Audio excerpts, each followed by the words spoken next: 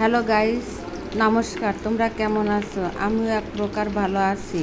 আজকে তাড়াতাড়ি ঘুম থেকে উঠে পড়লাম। উঠে পড়ে ছেলেকে নাস্তা দেওয়ার জন্য বললাম কি খাবার।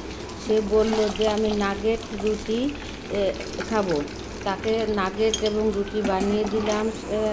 রুটি বানিয়ে দিলাম। তারপরে সে আস্তে আস্তে বলল যে এখন নাগেট আর রুটি খাওয়া শেষ, তাহলে কি মা চা দিবা না কফি দিবা? আমি বললাম তুমি যেটা বলো। সে বললো আমাকে কফি করে দাও, দুধ কফি। তখন আমি তাকে দুধ কফি করে দিই। সে দুধ কফি খেয়ে নিল। তারপর আমি যেহেতু বাড়িতে আছি তাহলে এখন কাজকর্ম সমস্ত কিছু আমাকেই দেখতে হবে। কাজের মাসি আসায় বসে থাকলে চলবে না। তাই আমি নিজে বাবুকে খাবারটা দিয়ে আমি নিজে টুকটাকে কাছে বসে গেলাম, কাজ করতে বসে গেলাম। বাবুকে এবার খাবারটা টেবিলে সার্ভ করে দিয়ে আমি সকাল 5টায় ঘুম থেকে উঠে নিজের নাস্তাটা বানিয়ে হালকা খেয়েই চলে যাই অফিসে। অফিস থেকে এসে দেখি বিছনা কেতা এলোমেলো পড়ে থাকে। তখন আমার মনে হয় মাথায় আকাশ ভেঙে পড়েছে। কিভাবে আমি এই কাজকর্মগুলো সেরে ফেলবো। তারপরও চেষ্টা করি নিজের কাজ নিজে করা, কারণ এখন কোনো কাজের মানুষ পাওয়া যায় না। নিজের কাজ নিজেই করতে হয়। সেই জন্য আমি আগে ভাবছি যে বিছনা কাঁথাগুলো রেডি করে লই, তারপরে অন্য কাজ করব। রান্নাঘরে অবশ্যই থালা বাসন মেজে দেওয়ার জন্য একটা মাসি আসবে। সে আমার সব কাজগুলো করে দিবে, কিন্তু বিছনা তো এগুলি করে না ওরা। আর আমরাও বিছনা ঝাড়ু টাড়ু এগুলো ওদের দিয়ে করাইনি, এগুলো নিজেরা নিজেদের কাজ করে থাকি সব কিছু।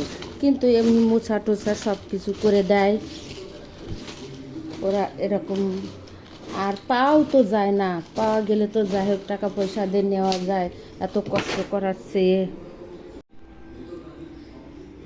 পর্দাগুলো আমি খুলতে পারি না একা একা। পর্দা খুলতে গেলে 2-3 জন লাগে, কারণ পর্দার স্ট্যান্ডটা আবার এই যে স্ক্রু দিয়ে লাগানো। এই যে পর্দার স্ট্যান্ড, এটা মোড়া দিলেই খোলে না, স্ক্রু লাগে। এই জন্য আমি পর্দাগুলো খুলতে পারি না। আমার হাজব্যান্ড ছাড়া অথবা আমার ছেলে করে দেয়। ওয়াশিং মেশিনটা এত ময়লা হয়েছে যে তা বলার নয়। কাউকে দিয়ে তো করাইতে পারি না, আর মেশিনপত্র বোয়ারা এগুলো করতে পারে না, এগুলো নিজেরই মুছতে হয়। ওয়াশিং মেশিনগুলো এরকমই, যখন কাজ করা হয় সাথে সাথে যদি মুছে রাখা যায় তাহলে জিনিসটা ভালো থাকে, কিন্তু সব সময় আমি মুছতে পারি না। পানির ফিল্টার, তাই পানির ফিল্টার সবসময় যদি মুছে না রাখা হয়, যেহেতু খাওয়ার পানি এখানে একটু পরিষ্কারের ব্যাপার আছে, পরিষ্কার থাকলে ভালো থাকে। এজন্য ফিল্টারটাও আমি মুছে নিলাম, ফ্রিজটাও মুছে নিলাম।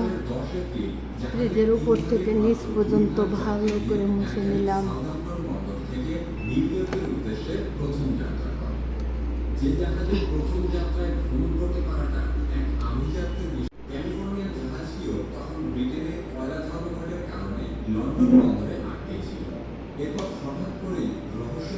ফ্রিজটা মুছে নিলাম।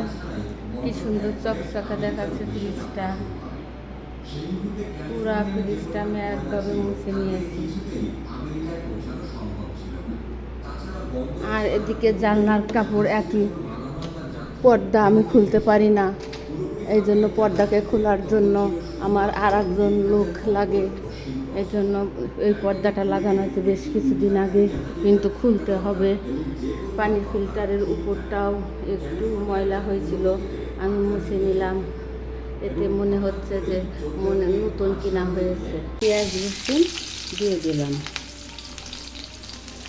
ভালো করে ভাজি হইলে আমি শাকটা দিয়ে দিব। এদিকে ডালটা আমার হচ্ছে, শাকটা দিয়ে দিব।